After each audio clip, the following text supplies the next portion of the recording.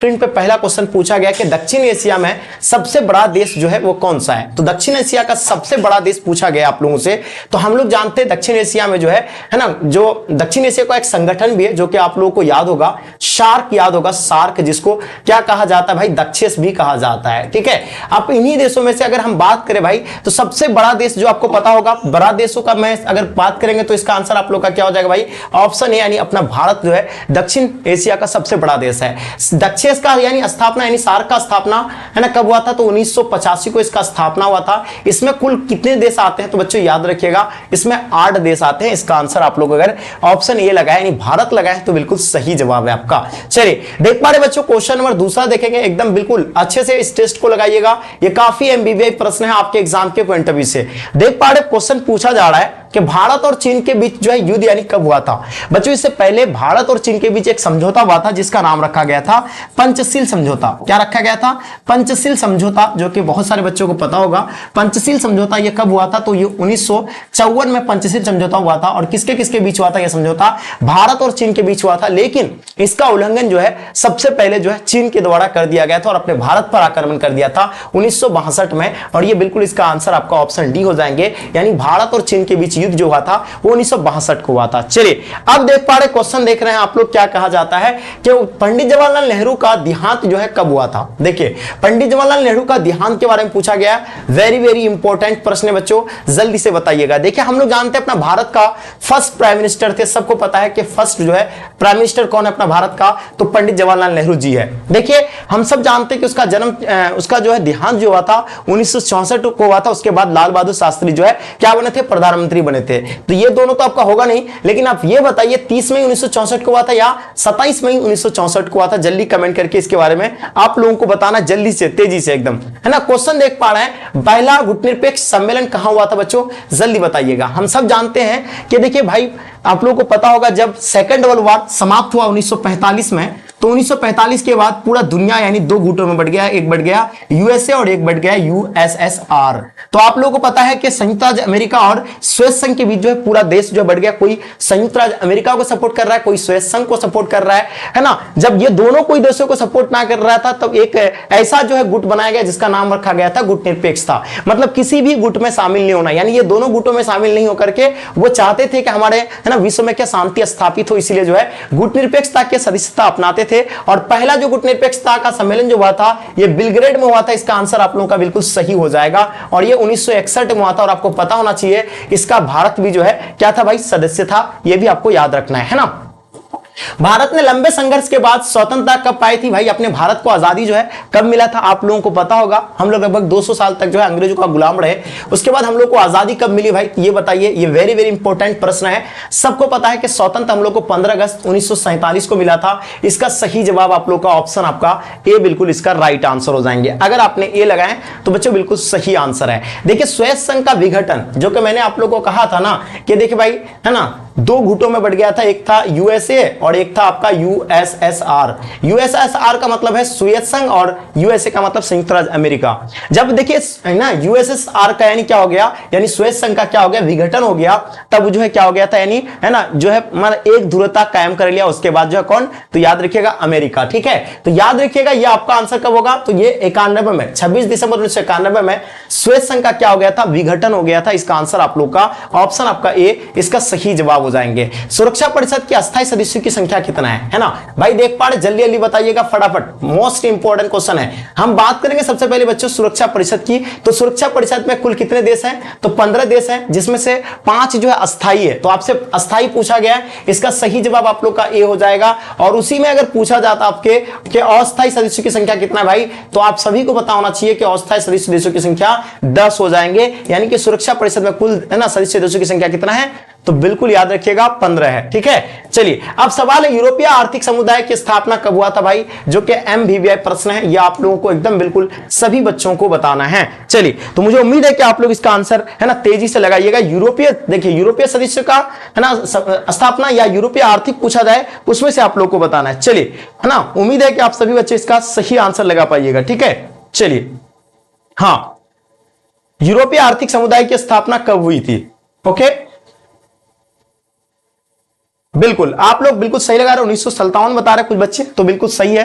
देखिए हम बात कर रहे हैं यूरोपीय, अगर देखिए यहां बहुत सारे बच्चे कंफ्यूज कर जाते हैं, अगर यूरोपीय अगर पूछता तब आपका जो ना यूरोपीय संघ की स्थापना है ना, या आर्थिक अगर ना देकर के यूरोपीय संघ पूछता आपसे, अगर यूरोपीय संघ का पूछता तब आपका वहां 1992 होता है ना। अगर यहां आपसे क्या पूछ लिया भाई, ये आर्थिक समुदाय पूछ लिया है, तो याद रखिएगा 25 मार्च हो जाएगा। क्या हो जाएगा भाई, तो याद रहेंगे आप लोगों ना 25 मार्च हो जाएगा, जो 25 मार्च 1957 को, यानी इसका सही जवाब हो जाएंगे। ठीक है, या याद रहेगा आप लोगों को ना 25 मार्च याद रखेंगे, 25 मार्च है ना, 25 मार्च आपको याद रखना है, 25 मार्च 1900 है ना, कब, यानी 1957 को यूरोपीय आर्थिक समुदाय की स्थापना हुआ था। चलिए बात करेंगे, क्वेश्चन देखिएगा, विश्व मानवाधिकार दिवस जो है कब मनाया जाता है? वेरी वेरी इंपॉर्टेंट प्रश्न बच्चों, जल्दी से बताइएगा, विश्व मानवाधिकार दिवस कब मनाया जाता है? चलिए हम सब जानते हैं कि विश्व मानवाधिकार दिवस की अगर बात करेंगे बच्चों, तो आप लोग को याद रखना है 26 जनवरी को हम लोग क्या मनाते हैं, गणतंत्र दिवस के रूप में मनाते हैं। ये तो आपका आंसर होगा नहीं, है ना। उसके बाद आपका क्या 15 अगस्त को हम लोग क्या मनाते हैं भाई, तो हम लोग जो है स्वतंत्र दिवस के रूप में मनाते हैं, स्वतंत्रता दिवस के रूप में मनाते हैं,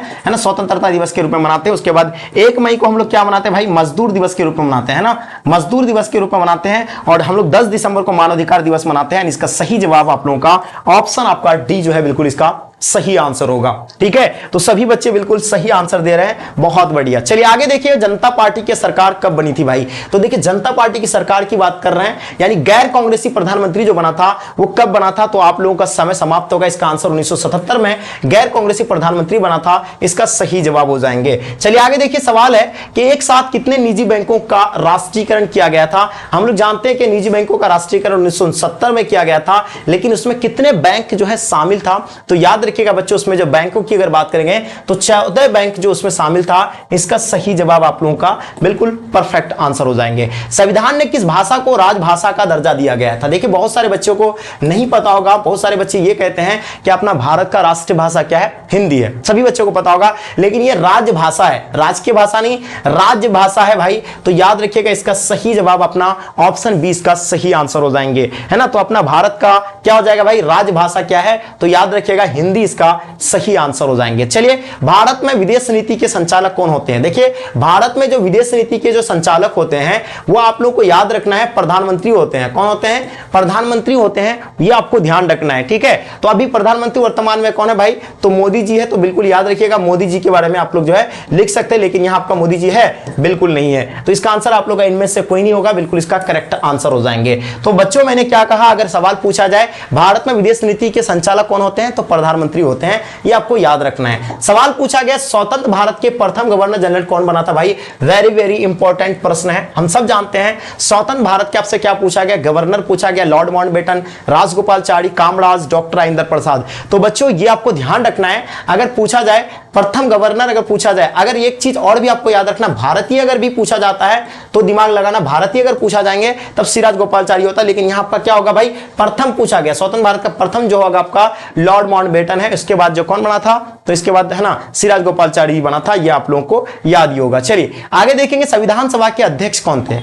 बच्चों याद रखिएगा, संविधान सभा के बारे में आप लोगों से पूछा गया है। हम सब जानते हैं कि संविधान की बात करेंगे तो सबसे पहले आपका दिमाग में आएगा कि इसको बनाने में कितना समय लगा था भाई, तो याद रखिएगा 2 वर्ष 11 माह 18 दिन लगा था। 2 वर्ष 11 माह है ना 18 दिन लगा था, ये आप लोग को नोट कर लेना है। उसके बाद आपको एक चीज और भी याद रखना है, याद रखिएगा ये बनकर तैयार हो गया था 26 नवंबर 1949 को, ये बनकर के पूरी तरह से जो है तैयार हो गया था। उसके बाद इसको लागू किया गया था कब, तो इसको लागू किया गया था 26 जनवरी को। बच्चों ये सारी चीजें आप लोग नोट रखिएगा, 26 जनवरी 1950 को अपना भारत का संविधान जो है लागू होता है। और याद रखिए इसका अध्यक्ष जो है कौन है भाई, डॉक्टर राजेंद्र प्रसाद इसका अध्यक्ष है, इसका सही जवाब हो जाएंगे। कभी कभी अध्यक्ष ना देकर के अस्थायी अध्यक्ष भी अगर लिखा रहेगा तो भी इसका आंसर यही होगा। ठीक है, उसके बाद अस्थायी अध्यक्ष पूछा जाएगा तो डॉक्टर सच्चिदानंद सिन्हा, हाँ सच्चिदानंद सिन्हा होगा। उसके बाद अगर पूछा जाए बी.आर. अंबेडकर भाई, तो ये है ना किसका भाई, संविधान का पिता जिसको कहा जाता है, या प्रारूप समिति के अध्यक्ष कहा जाता है, प्रारूप समिति के अध्यक्ष। ठीक है, तो ये भी आप लोग जो है याद रखेंगे। ठीक है, सभी बच्चों को एक एक पॉइंट को याद रखना है, नोट कर लीजिएगा। ठीक है बच्चों,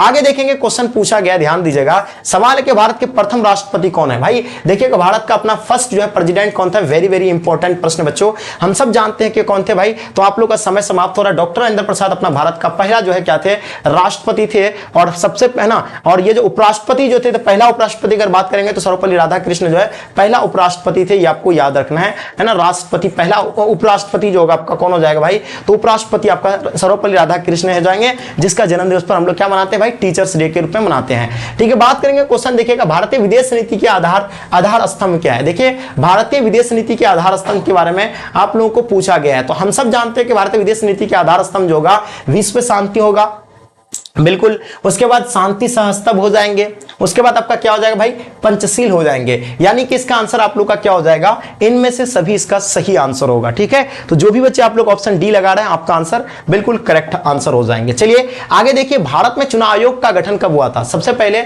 आप लोग को बता दें कि चुनाव आयोग की बात करेंगे हम लोग, यहां से आप लोगों को ना दो क्वेश्चन देखने को मिलता है। एक तो पूछा जाता है भाई कि है ना मतदाता दिवस के रूप में कब मनाते हैं, तो याद रखिएगा 25 जनवरी 1950 को अपना भारत का क्या हुआ था भाई, है ना, चुनाव आयोग का गठन हुआ था। भारत में चुनाव आयोग का गठन कब हुआ था, 25 जनवरी 1950 को। और यही 25 जनवरी को हम लोग क्या मनाते हैं, मतदाता दिवस के रूप में मनाते हैं। मतदाता दिवस के रूप में मनाते हैं, जो कि आप लोग को याद रखना है। और ये आप लोग का आंसर ऑप्शन आपका ए जो है इसका सही जवाब हो जाएंगे। ठीक है, चलिए तो जितने सारे बच्चे आप लोग ऑप्शन ए लगाए हैं बिल्कुल भाई आपका 100% आंसर करेक्ट है। अब देखिए शीत युद्ध का दौर कब से शुरू हुआ था, ये देखिए है ना क्वेश्चन काफी इंपॉर्टेंट है, वेरी वेरी इंपॉर्टेंट प्रश्न है। देखिए बच्चों आपको हम बताना चाहेंगे कि देखिए जब दो गुटों में, जब सेकेंड वर्ल्ड वॉर समाप्त हुआ तो दो गुटों में बढ़ गया था, एक बढ़ गया था यूएसए और एक बढ़ गया था यूएसआर। यूएसए मतलब अमेरिका, यूएसएसआर मतलब सोवियत संघ। तो देखिए जब दोनों गुटों में कोई जो अमेरिका को सपोर्ट करता था, कोई सोवियत संघ को सपोर्ट करते थे, जब इन दोनों देशों को कोई सपोर्ट नहीं करता था, एक नया गुट बनाया गया था, गुट निरपेक्षता, यानी किसी भी दल में शामिल नहीं होना उसका मतलब होता है। अब याद रखिएगा ये जो था मतलब कब तक चला, यानी 1945 से शुरू हुआ था शीत युद्ध का दौर। कब से शुरू हुआ था, 1945 तक शुरू हुआ था, 1945 से। और ये चलता चलता जब कब तक, यानी कब जाके विघटन हुआ, अभी तो मैंने आपको पढ़ाया था 1991 में जाकर के विघटन हो गया, यानी सोवियत संघ जो है कमजोर पड़ गया, विघटन हो गया उसका। तब जो है एकल है ना ध्रुवीयता यानी कायम कर लिया कौन, अमेरिका।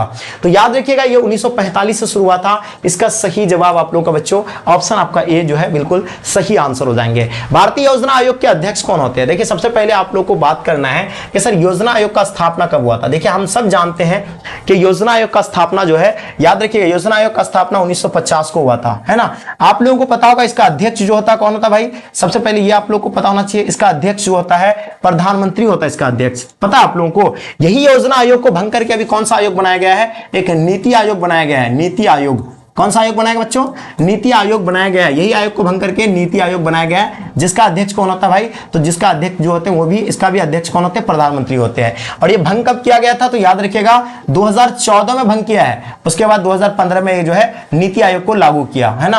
भंग कब किया था भाई, भंग जो है कब किया था, 2014 में। किसको, योजना आयोग को भंग करके, है ना, नीति आयोग बनाया गया था। और भंग कब किया था, तो 2014 में। और लागू कब किया गया था, 2015 में लागू किया गया था। ये आपको याद रखना है, एकदम बहुत ही इंपॉर्टेंट क्वेश्चन है। चलिए तो याद रहेगा आप लोगों को ना, यहाँ पूछा गया भारतीय योजना आयोग का अध्यक्ष कौन है भाई, तो प्रधानमंत्री होते हैं, ये आपको याद रखेंगे। जो वर्तमान में प्रधानमंत्री होगा वही योजना आयोग के अध्यक्ष होंगे। अभी जो के योजना आयोग को जो है भंग करके अभी कौन सा आयोग बनाया गया है, नीति आयोग बनाया गया है। ठीक है बच्चों, तो आप लोग को याद रखना है नीति आयोग जिसको लागू कब किया गया था, 2015 में लागू किया गया था। भंग कब किया गया था योजना आयोग को, 2014 में। और देखिए इसका अध्यक्ष जो होते हैं वो प्रधानमंत्री होते हैं। ठीक है, तो नीति आयोग का पूछा जाए चाहे योजना आयोग का पूछे जाएंगे तो आप क्या आंसर दीजिएगा, है ना, प्रधानमंत्री ही आंसर दीजिएगा। तो मुझे लगता है आई होप आप लोगों को ये सारा चीजें समझ में आ गया होगा। अब आप लोग ये बताइए कि ये 20 क्वेश्चन, देखिए मेरे में दोबारा बच्चों आप लोगों को कितना 20 क्वेश्चन कराया गया।